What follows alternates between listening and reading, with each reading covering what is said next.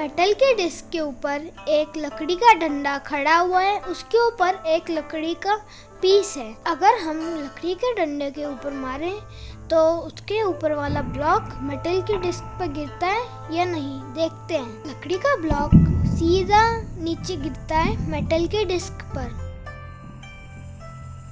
अब डंडे पे नीचे की ओर मारता हूँ, देखते हैं क्या होता है।